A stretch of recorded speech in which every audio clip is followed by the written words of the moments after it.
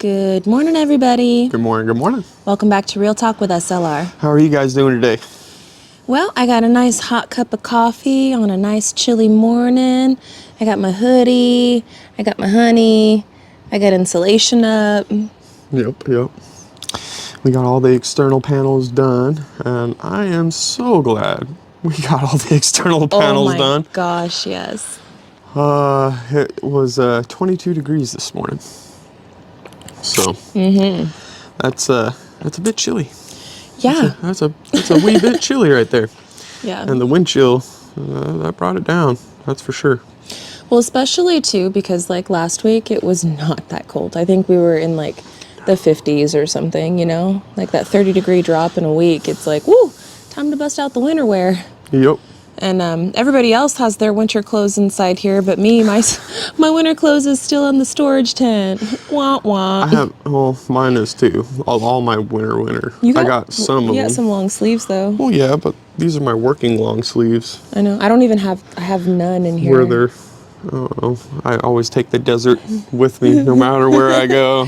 It's in your blood. It's in my blood. It'll be super hot outside and I'll be wearing long sleeves. I know. We would get clowned on all the time about that. Aren't you guys hot? Well, yes, but no. It's the weirdest thing, like, I don't know, every time, and anybody in Vegas, you guys know what I'm talking about, or in the desert area or anything like that. Be the middle of the summer and you see the workers wearing a hoodie. And you're like, why in the world are you wearing a hoodie and sweatpants in summer? Yeah. Like, why?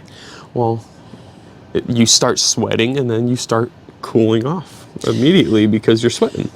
And it keeps the sun off of you so you don't burn. If you get burnt, you're screwed. What I would wear in Vegas, like when we were doing a lot of our outside work, and actually not even in Vegas, I would say in Arizona, it was the same climate because, we weren't technically living in Vegas. You know, there's going to be somebody correcting us. Long time. I was just going to say, I would take, like my dad, he had a lot of old long sleeve button-up t-shirts that he used to wear when he was working, but then after he retired and stuff like that, he had just this giant closet full of these long sleeve, cotton button-up shirts. Yep. And so he gave a bunch of them to Gary, he gave a bunch of them to like my brother and stuff, and then he gave a bunch of them to me because he had like a closet full because he was professional and he just had a ton of them. And I would use all those shirts to work outside in because they were light, breathable, and they would protect your skin from the sun. Mm-hmm. So, and that's the biggest thing is the sun. Yes, the sun. And I wasn't the smartest when we first got here. So I was like, it's not going to be too hot. And then I got burnt and I was all, nope, ain't doing it. Well. So it took a while for it to click in that we just moved east. That's all. Yeah, that's all we did. It took a while to have that actually make sense to us. Yeah. Because it's such a different landscape. It is so different out here. Everything is so different from what we're used to. It feels like we moved to a different country almost in some ways. Just the locals are different, the landscape is different, the societal norms, just everything is different out here. And I love it. I fully moved here with the expectation to assimilate to this new lifestyle. Yes. And so far we're doing an okay job of it. Obviously some old habits die hard, but we're learning, and I'm thoroughly enjoying learning about our new lifestyle and learning about how to gel with it more. I want to, our long-term goal, building the house and everything, it's so exciting and it's so fun, and it is definitely part of, the memories that I'm going to cherish making with you. Yeah. But some of the long-term goal and the whole reason why we are doing all this is so that way we could learn to live off of the land and be more self-sustainable. We want to produce 99% of our groceries. We want to produce a lot of our things that we use here on the property. So it's going to take us a while to get to that point, obviously. But that's also a huge part of the journey and a huge part of our why. Yeah. We want to get back to that simpler lifestyle. So, and it's we've said it a couple of times. I mean, that's why we are Simple Life Reclaimed. We try to reclaim the simple things in life, even though the simple things in life aren't as simple as you would think. Like, on paper, it is super simple. You know, it's, you know, provide your own food. You know, that means grow your food, provide your food. Or hunt your food or grow it or whatever. Like that. Yeah. Provide your own water, or try to get onto something like that to where it's cheaper and it's not going to cost you an arm and a leg for water. Rainwater catchment, wells, wells, all that, which right now we got the well, which we are going to be going with rain catchment once we get to a point with a roof, because we don't really have a roof right now. Yeah.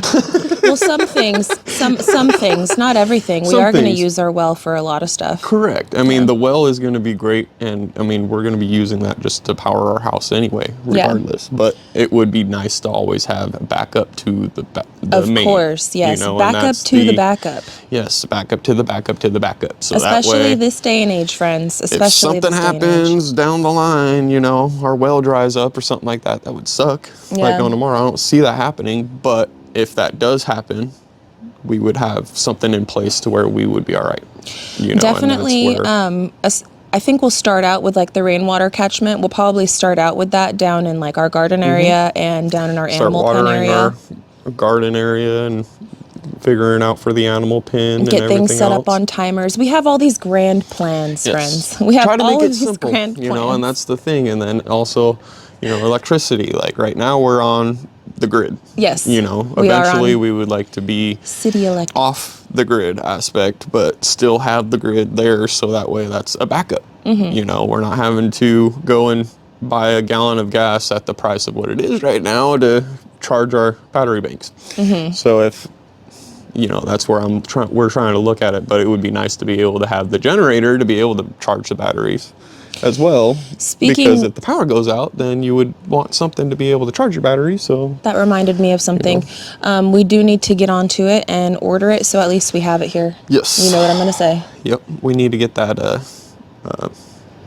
We need to get the converter. Yes. For the generator and be able to plug that in and be able to run it for when the power goes out, because every winter it does happen. Yeah, so we need to get on top of that and ordering it, so then at least it's here and then we can install it when we have time. But we need to get on ordering that. Yeah, we need to get that going, so that way we can get that rolling and doing its thing and whatnot. Yep. But yeah, we have grand plans, friends. We have very grand plans on what we would like our property to look like in 5 years from now, and how we would like to be living in our lifestyle and everything. In 5 years from now, we better be done with all of our building. I'm going to say this. I mean, I know we'll be done with the cabin and stuff, but I'm talking about like we should be pretty sustainable in 5 years to where we're actually growing food and having animals, and like we're actually just fine tuning that lifestyle at that point. Yes. I would hope so. Yes. So. That's gonna happen regardless. I'm sorry. It's not gonna. Hopefully it doesn't take us 5 years. It's not gonna take us till 5 years, but you know, it might take us 5 years for it to be fully established. Right. And that's the thing is like, I'm fine with that. I'm fine with it too. We moved out to raw acreage. You got, you know, like, I give us the grace of that. I mean, there was literally a quad trail. Yes. This was just a hunting property. You could barely get a truck through. Yeah, it was thick. Biggie was slapping some trees all the way up. It was like, all right, guys, roll up the windows. Smack, smack, smack, smack everywhere. It was like, all right, this is the path, I believe. I think so. We don't. No right turn at Albuquerque. And then Smalls got stuck in the creek with our trailer. Yeah, and then we had to pull it up with Biggie and. I knew that was... And that was just getting up here. Like, oh man, if you guys want to walk down memory lane, you got nothing else better to watch today. Go watch, at this point, it's like a year and a half old, but our video, I think it's titled, We Made It to Arkansas. And you'll see me. And you'll see what we're talking about. And I think I was wearing the yellow shirt. Probably. And the red jacket, and had my hand up on Smalls. And we're in the forest area. I think that was the thumbnail. The thumbnail, yeah. It's me and Gary, and we're Standing by Smalls, standing where by it's Smalls. stuck right there in the creek. I was like, So if you haven't seen that video, or if you just feel like having a walk down memory lane about what we're kind of talking about, there you go. That was rough. Smalls was not having it. It said, nope. This is too steep of a hill, and I'm pulling a weight. Like, But what are then you doing? Biggie came in like the superhero and took her up here. Yeah. Oh, I'm so glad that we had Biggie, man. We've been through some stuff, man. We've been through some stuff. I mean, remember when we first moved out here? Like, we actually have luxuries of, hot water and a shower, a nice shower, a flushing toilet. Like, those things that are so simple, they do not get lost on me. Every single day that I go I go to the bathroom, right, and I can flush, it does not get lost on me. Every night when I can go in there and I can take a shower, just turn on the hot water, and I don't have to worry about, how much water. I mean, obviously we're still conserving. We're trying to be conservative, but I don't have to stress about, taking like the army shower. Turn it on, get wet, turn it off, soap up, turn it on, rinse off. I don't have to do that. I can actually take a nice, I'm in the hot water and I'm soaking, When we first moved out here, like I said, there was absolutely nothing. And we got our first tote of water from one of our neighbors' garden hose in their front yard. So thank you again, Larry and Linda. I don't know if you guys will ever see this, but our neighbors, Larry and Linda, they were our first friends out here, and they really helped us to survive. Awesome. Because without that, I don't know what we would have done. We didn't even know anybody, and we didn't know about the campgrounds being 15 miles or so, which we could do. We could always go to the campgrounds and take a shower there, but they are 15 miles or so 30 miles round trip to take a shower. Yeah. So I mean, there are things that we could have done. There's things we could have done, but we didn't even, I don't even think we knew about the campgrounds. We didn't. It wasn't we were until, trying to figure out, okay, where are we? Yeah, where are we? What are we doing? We went up one road and we got up to a point where I was like, I don't know if we're allowed to be down this road. So we turned around and came back. And you got to remember too, we're kind of scared because we're scared to go onto somebody else's property out here because it's like, man, we're like, we don't want get shot. We don't want Billy Bob to run out in his tighty whities and point a 12 gauge at us and say, "What you doing on my land?" So, and that happens out here. Yes. I'm not mocking anything. Like, that legit happens. Yeah. So. Well, they have Hey, they got the right. They got the right. They got the right. But that's where it's like, you don't want to disrespect anybody. You don't want to stir no feathers, being the new people. And that's where it comes to with Gary and I, we didn't move here trying to change a thing. No. We moved here with full 100% intentions on blending into our community. We wanted a change in our life. We'll never blend in. Well, I mean, as much as possible, right? We wanted to adapt their lifestyle. We're going to adapt, yes. Yeah. But assimilate. I don't think we're going to blend in. No. I mean, every time we open our mouths, they're like, you ain't from around here, are you? We're like, where are you guys from? We're learning. The West Coast. We're trying. But no, there's a lot to learn from all the people out here. There are some very, very smart people out here. Extremely smart. That have been doing this self-sufficiency lifestyle for generation. It's been passed on to them for generation to generation. So for them, it's like every day, no big deal. This is just the way that you live.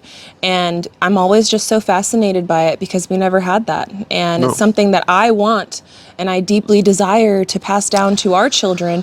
And so to me, I'm like, can I learn from you? Yeah. Can I be your shadow for a little while? And there's been some people out here that are so generous and kind with their time and their knowledge, and have definitely shared with us along the way. So I'm appreciative of that. A lot of really, really good people. Absolutely. Couldn't have moved to a better area. It's hard to say that I ran into a bad person out here. Nah, I've run into people that are having a bad day, but I haven't run into a bad person. No, I don't know. It's weird for me in that aspect. Being from Vegas, where all the walks of life. You name it, it's out there, and it's. They don't call it Sin City for nothing. No, exactly, and everybody's out for themselves, so it makes it to where it's a little trickier. But Well, guys, we've had a wonderful little chat with y'all this morning. Oh, yes. But we really do have to get back to work. So I wanted to thank you guys so much for hanging out with us today. I do not have a video for you guys to post because you guys know that Abe was sick yesterday and he required a lot of mommy attention. So Yeah. I'm going to be working on some of that stuff on the background for you guys today. Hopefully you guys will be able to see it tomorrow. So stay tuned. Apologies. I hate to like get you guys all excited for a new video and then to fail and not be able to post it, but that's what this channel is for, so you guys can Yes. know all the ins and outs and backgrounds of what's going on and everything. But we are gonna get trucking. You gonna fire up old Uber again? Yep.